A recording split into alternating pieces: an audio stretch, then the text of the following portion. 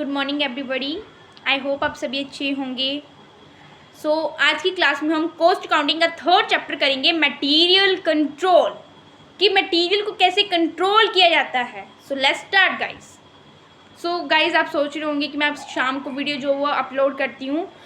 मेरे यहाँ ना थोड़ी सी नेटवर्क की जो वो इश्यूज़ हैं, उसके कारण जो वो मुझे शाम को वीडियो जो वो अपलोड करना पड़ती है। ओके, डोंट वरी, ये ठीक हो जाएगी। अभी हम स्टार्ट करते हैं मटेरियल कंट्रोल, कि भाई मटेरियल कंट्रोल क्या होता है। ओके, मटेरियल को कैसे कंट्रोल किया जाता है। इसका मीनिंग करेंगे मटेरियल कंट्रोल। मटेरियल कंट्रोल क्या होता है कि ये एक ऐसा सिस्टम है जिसमें right quantity, right place and standard quality होती है। दैट इज़ मटेरियल कंट्रोल, कि जो हम मटेरियल की क्वालिटी यूज़ कर रहे हैं क्या वो अच्छी है या नहीं। ठीक है, उसके बारे में इसमें बताया गया कि ये क्या होता है कि एक ऐसा सिस्टम होता है जिसमें right quantity, right place and standard quality होती है। That is material control. ठीक है, ये था मटेरियल कंट्रोल का मीनिंग।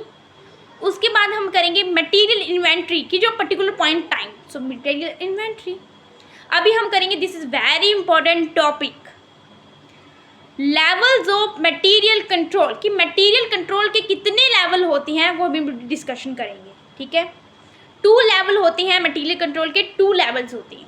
ठीक है, फर्स्ट है क्वांटिटी कंट्रोल एंड सेकंड है फाइनेंशियल कंट्रोल। मटेरियल कंट्रोल के 2 लेवल्स हैं, फर्स्ट है क्वांटिटी कंट्रोल एंड सेकंड है financial control. Okay, quantity control क्या होता है, जिसमें हमारे पास जो रिक्रूट मटेरियल है वो राइट टाइम पर अवेलेबल होना चाहिए। क्वांटिटी कंट्रोल कहता है कि हमारे पास जो मटेरियल है वो राइट क्वांटिटी पर जॉब क्या होना चाहिए, अवेलेबल होना।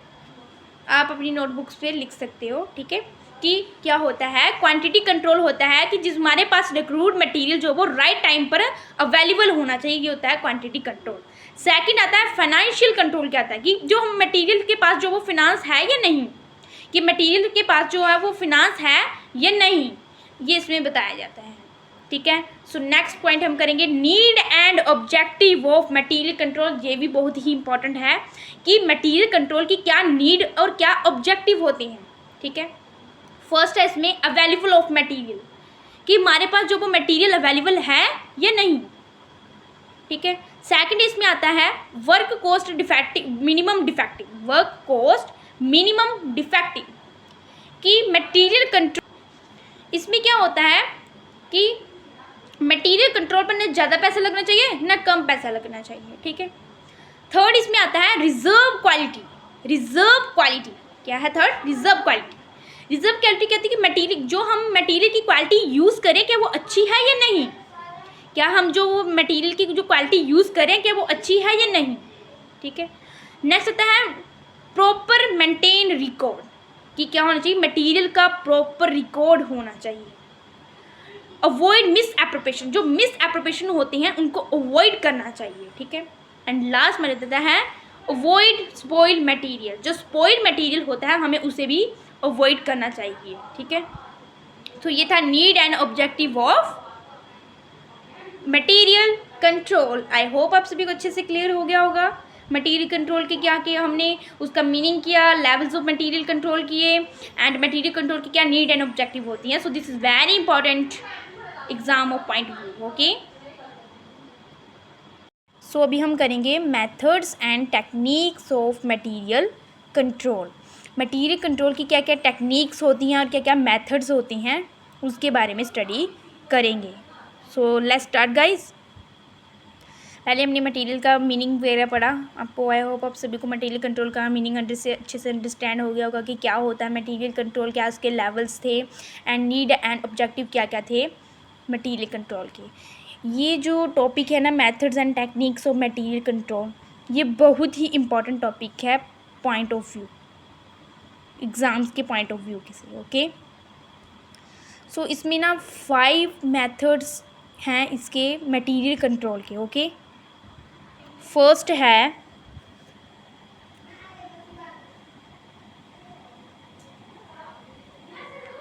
डिटरमाइन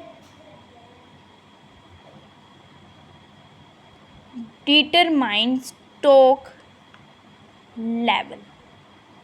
फर्स्ट है determine stock level, okay. Second है इकोनॉमिक ऑर्डर क्वांटिटी। सेकंड है इकोनॉमिक ऑर्डर क्वांटिटी, जिसको हम रीऑर्डर क्वांटिटी भी कहते हैं, जिसको हम रीऑर्डर क्वांटिटी भी कहते हैं, ओके। एंड थर्ड है हमारे पास मटेरियल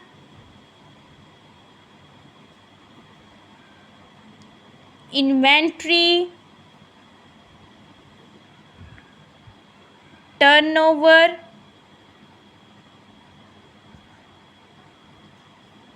रेशो।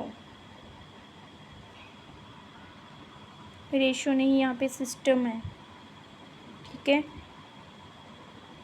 एंड फोर्थ हमारे पास आता है ABC एनालिसिस, ठीक है। And fifth then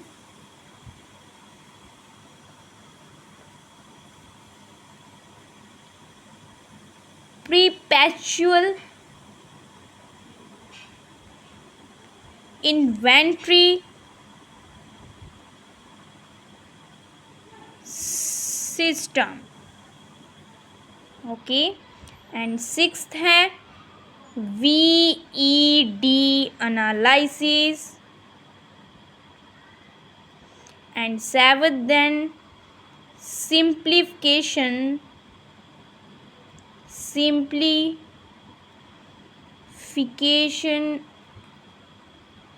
and standardization, and 8 है classification and codification।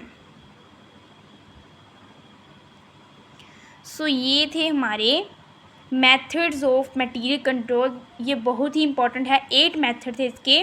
फर्स्ट था determine stock level. Determine stock level होता है कि इसमें हम देखते हैं कि स्टॉक कितना है और कैसा है। इकोनॉमिक ऑर्डर क्वांटिटी सेकंड है इकोनॉमिक ऑर्डर क्वांटिटी, जिसको हम री ऑर्डर क्वांटिटी भी कहते हैं। इसमें हम जो होता है मटेरियल को क्या करना होता है, कम प्राइस पर जो है वो लेना होता है। मटेरियल इन्वेंट्री टर्नओवर रेशियो, इसमें जो मटेरियल में क्या मूवमेंट हो रही है उसके बारे में बताया जाता है।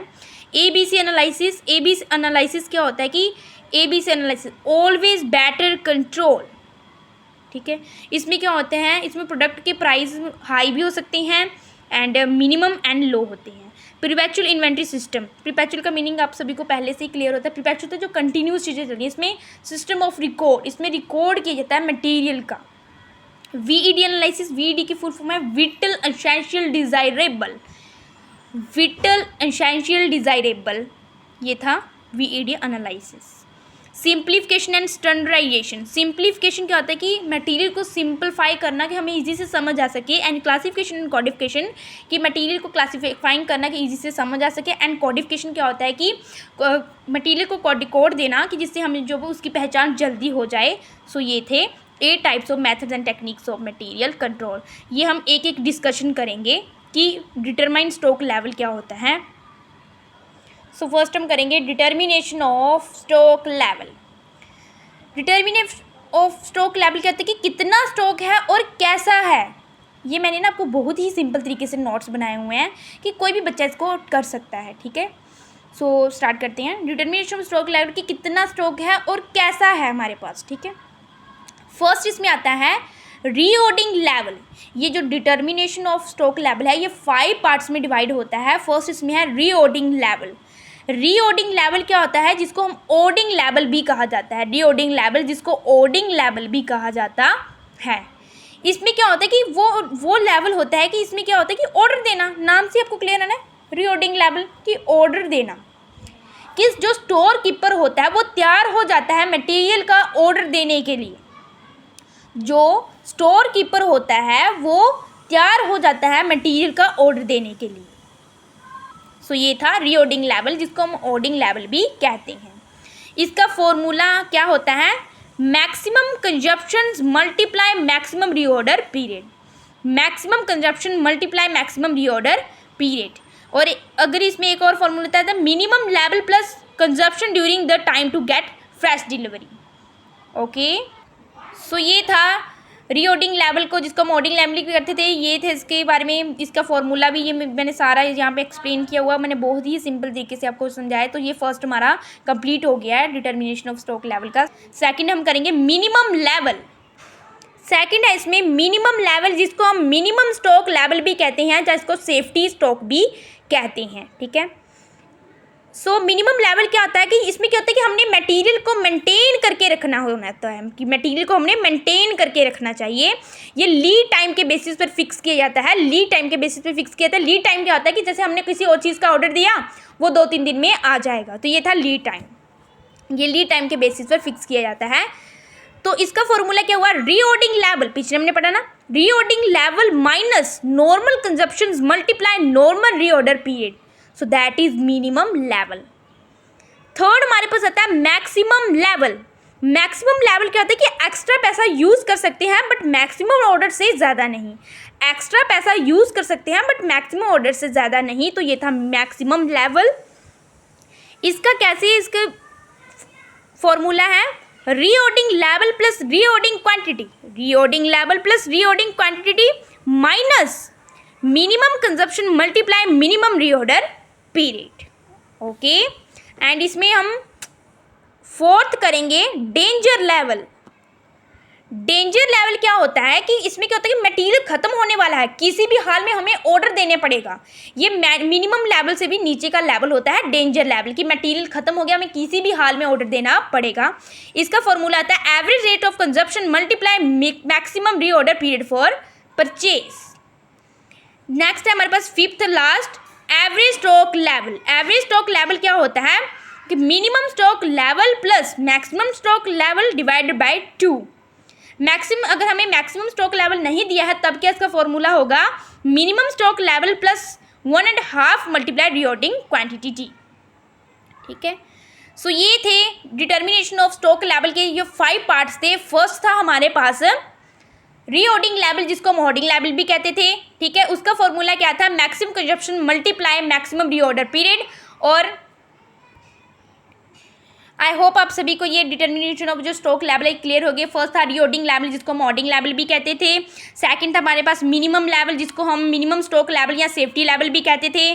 थर्ड था हमारे पास मैक्सिमम लेवल, जिसको मैक्सिमम लेवल, आई होप आप सभी को क्लियर होगा। डेंजर लेवल, डेंजर लेवल भी आपको क्लियर होगा। एंड फिफ्थ इसमें आता था average stock level. Normal average हम कैसे निकालते हैं वो आप सभी को पता ही होता है, opening stock plus closing stock divided by 2। So ये थे 5 parts of determination of stock level के। This is very important exam of point view, ये पेपर में बहुत बाहर आते हैं। सो आपने इस चीज़ों को अच्छे से कर लेना, मैंने आपको बहुत ही सिंपल तरीके से समझाए हैं। सो ये हैं फॉर्मूलाज, आप अच्छे से देख लीजिए। अगर आप अपनी नोटबुक्स पे उतारना चाहते हो तो आप वीडियो को से देख के जो है वो उतार लेना। ओके गाइस, सो देख लीजिए ये जो 5 पार्ट्स है ना determination of stock level, this is very important. Okay.